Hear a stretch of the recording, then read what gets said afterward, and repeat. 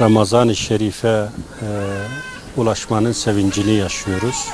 Elhamdülillah.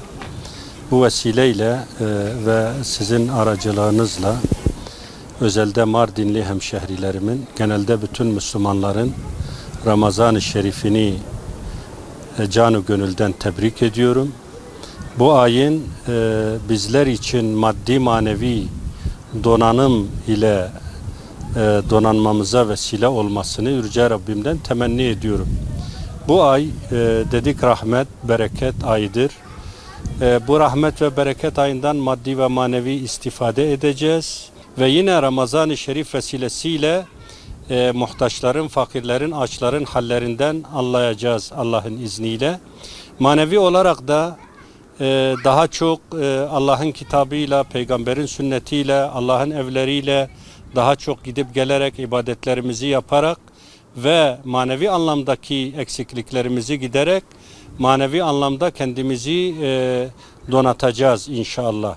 Bu vesileyle Ramazan'ın bizim için gerçekten Allah'ın rahmetinden istifade, bereketlerin üzerimize maddi manevi bereketlerin yağması ve dünya ve ahiret sıkıntılarından kurtulmamıza vesile olmasını Rabbimden temenni ediyorum.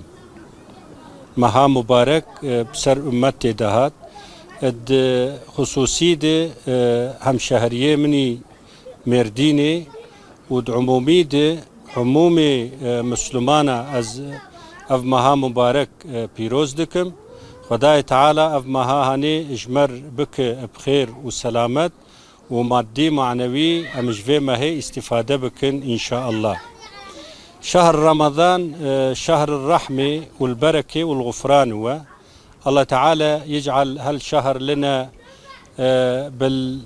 بالمادة والمعنى تنستفيد من هالشهر وهالشهر وبركة هالشهر إن شاء الله ما ننسى إنسانات المحتاجين زي وبالمعنى زيدها أكثر لخاطر تنقرب لربنا لخاطر الله تعالى عز وجل يرفع هالبلا والمصيبات من علينا ندعي لربنا نلتجي لربنا إن شاء الله تعالى الله تعالى زي يرحمنا ويبعث بركته علينا وبالتالي هالشهر زي مخلصين مستحقين لرحمته ونسير إن شاء الله.